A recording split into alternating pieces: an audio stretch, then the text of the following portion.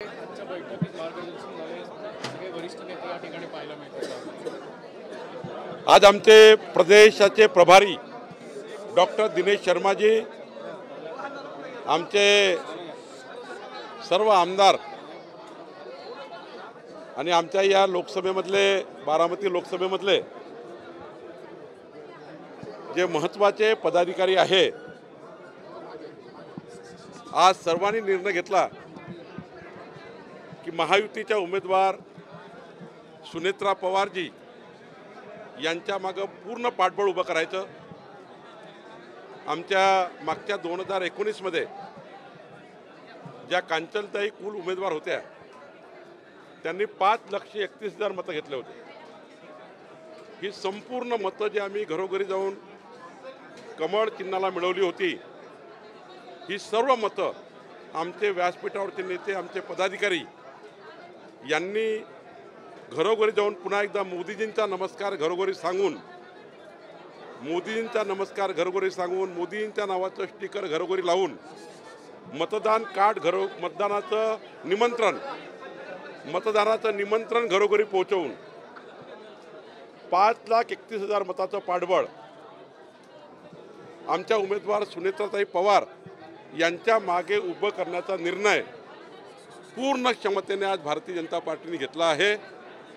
आणि मला विश्वास आहे की सुनेत्राताई पवार 51% मताने जिंकतील आणि मोदीजी तिसऱ्यांदा प्रधानमंत्री म्हणून जेव्हा शपथ घेतील तेव्हा आमच्या सुनेत्राताई पवार या त्या ठिकाणी पूर्ण पाठबळ देऊन उभ्या राहतील, याकरता आमचा आज निर्णय झाला आहे। मुख्यमंत्र्यांची आज जनसंवाद मेळावा देखील सासवडमध्ये होतोय। काही दिवसांपूर्वी विजय शिवतारे यांनी बंड करून बंड आता शमलेला आहे असं ते म्हणताय। मुख्यमंत्र्यांच्या घोषणेनंतर आता त्यांची नाराजी पूर्णपणे दूर होईल असं वाटतंय का? शिवसेनेचा निर्णय त्यांच्या पक्षाच्या कार्यकर्त्यांनी आणि त्यांच्या नेत्यांनी करायचा आहे, पण महायुतीमध्ये हे ठरलं आहे की माननीय देवेंद्रजी, एकनाथजी, अजित पवारजी आणि आमचे सर्व नेते, केंद्रीय नेतृत्व, आम्ही एकमताने एक दिलाने हा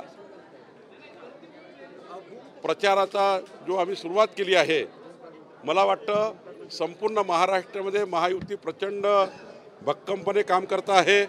कालही मोदीच्या सभेला महायुतीची 1 लाख जनतेची सभा झाली आणि ज्या पद्धतीने आम्ही योजना तयार केली आहे, नियोजन केलं आहे, भारतीय जनता पार्टी मात्र जिथे एकनाथजीचे उमेदवार आहे तिथे प्रचंड ताकदीने आम्ही त्यांच्या मागे पाठबळ उभं करू, जिथे अजितदादाचे उमेदवार आहे तिथे त्यांच्या मागे उभे करू, जिथे आमचे उमेदवार आहे तिथे महायुती आम्हाला मदत करेल। आणि मी दाव्याने मागेही सांगितलं होतं की 45+ खासदार मोदीजींच्या पाठीशी त्या ठिकाणी पाठवण्याचा या महाराष्ट्राच्या जनतेचं मत आहे। हा त्या ठिकाणी आम्हाला घमंड नाही तर आत्मविश्वास लोकांवर आहे की मोदीजीच्या विकसित भारताला संकल्पाला लोक साथ देतील आणि बारामती तर प्रचंड मताने निवडून येईल।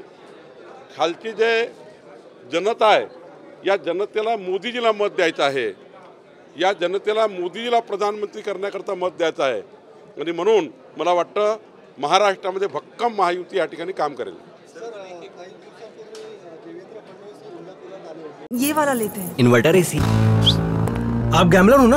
गैम्बलर? जुआ खेलते हो ना? तुम जुआ खेलते हो? अरे नहीं, ये तो कुछ भी बोले जा रहे हैं। इतनी महंगी और नाजुक एसी खरीद कर स्टेबलाइजर नहीं लोगे तो ये जुआ नहीं हुआ तो क्या हुआ? सिर्फ एक फ्लक्चुएशन आपके इन्वर्टर एसी के पार्ट्स को डैमेज कर सकता है। उसे वी गार्ड से सुरक्षित रखिए। V Guard, India's number 1 stabiliser.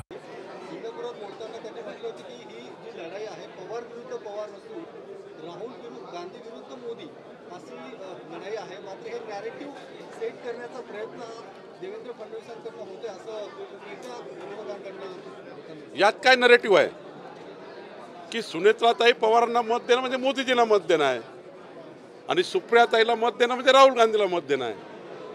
शेवटी निवडणुका ग्रामपंचायतची आहे का, नगरपालिकेची आहे का? देशाची निवडणूक आहे, देशाचा पंतप्रधान ठरवेल।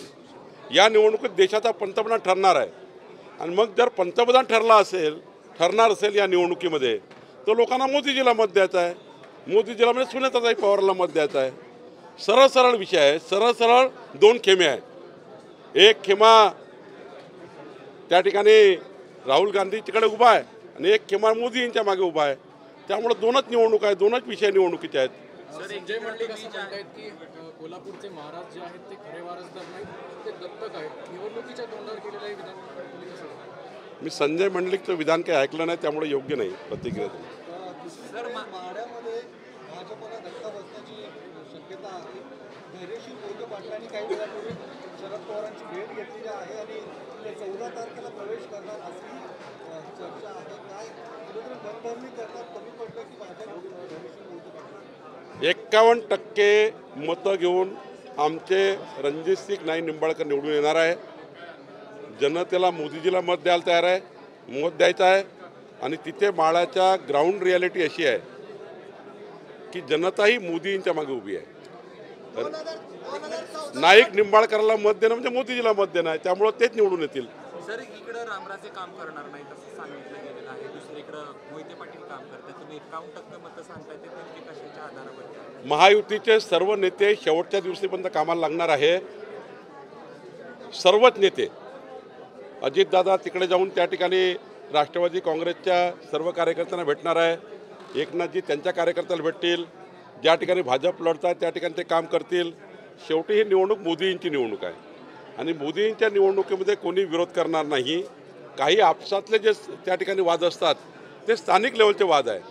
आणि मी तुम्हाला दाव्यानेच सांगतो, धैर्यशील मोहिते पाटील असोत की रणजितसिंग मोहिते पाटील असो, शेवटी मोदींच्या निवडणुकीमध्ये ते आमच्या आव्हानाला साथ देतील. मला हे माहिती आहे काही दिवसाकरता त्यांची नाराजी आहे, आपसातलं काही त्या ठिकाणी समन्वय नसल्यामुळं काही त्या ठिकाणी स्थिती निर्माण झाली आहे. पण मला विश्वास आहे की ते सुद्धा मोदीजींना साथ देतील. सर, साताऱ्याच्या जागेसंदर्भात काय सांगतात? कारण भाजपला जागा पुराव्याची मागणी केली. सातारा जागेचा निर्णय आता जे काही महायुतीय जागा आहे एक 5-10 मिनिटात निर्णय होईल, एवढ्या आमच्या सकारात्मक झाल्या आहे. केवळ आमचे 3 नेते आणि मी बसणार आहे, लवकरच त्याचा निर्णय होईल. तुम्ही एकीकडे म्हणताय 5-10 मिनिटात निर्णय होईल, परंतु सातारच्या जागेकडे सगळीकडे लक्ष लागलेलं आहे. जाणून बुजून उदयनराजेंना तात्काळ त्याला जोडून एक प्रश्न एका जागेला धरून 7 जागा आहे. एका वेळी 7 जागा जाहीर कराव्या लागणार आहे. त्यामुळे एका जागेसाठी अलग अलग नाही करता येत. 7 जागा एका वेळी जाहीर होतील. त्यामुळं त्या ठिकाणी थोडं थांबला आहे. मला वाटतं बाकी काही प्रॉब्लेम नाही. 2014ला झाला, त्यानंतर बारामतीत नरेंद्र मोदी आले, 2019ला अमित शहा आले होते, 2024ला कुठला नेते येतात? काही काळजी नको करा तुम्ही. तुम्हाला प्रचंड ऊर्जा मिळेल या लोकसभेला.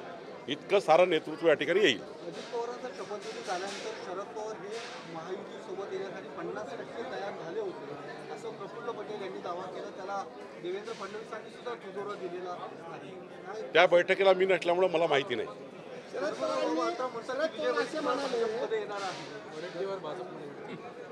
मी वारंवार सांगितलं आहे, आजही आपल्यासमोर सांगतो की मोदीजीच्या विकसित भारताच्या संकल्पाला साथ देण्याकरता जो येईल त्याच्याकरता हा दुपट्टा तयार आहे. नंबर 1.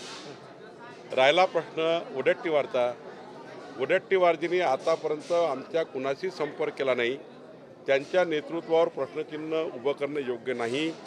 ते काँग्रेसचे नेते आहे, त्यामुळं त्यांची प्रतिमा मलिन होईल असं कुठलंही काही स्टेटमेंट कुणी करणार नाही किंवा असा संभ्रम तयार करू नका, संभ्रम पसरू नका. ते सध्या काँग्रेसचे नेते आहेत. ज्या दिवशी त्यांना असं वाटेल की आमच्याकडे मोदीजींच्या नेतृत्वात काम करायचं आहे त्या दिवशी विचार होईल.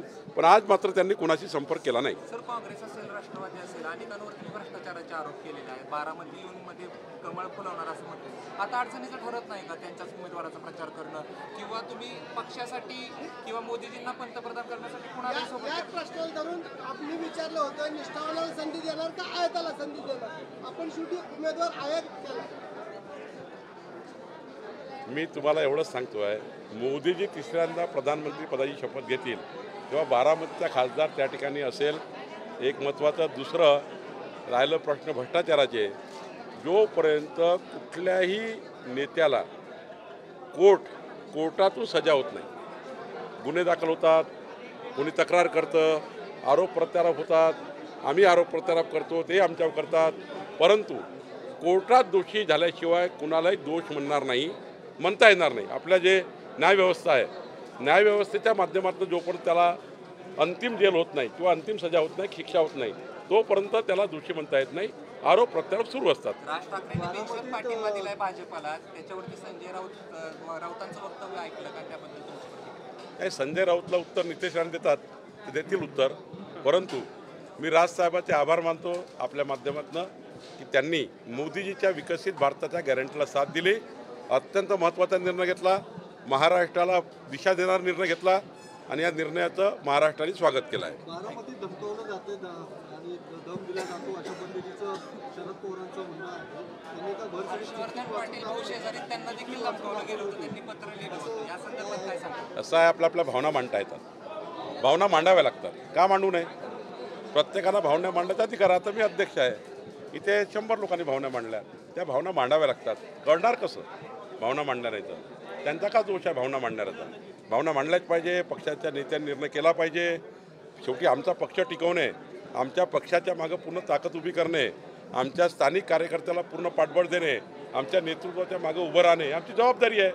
आणि त्यामुळं देवेंद्रजी योग्य पद्धतीने आमच्या पाठीशी उभे आहेत, सर्व नेत्यांच्या पाठीशी ते उभे आहेत आणि पक्षाच्या पाठीशी उभे आहेत. त्यामुळं तेवढा भावना व्यक्त केल्या पाहिजे, ते जायज आहे.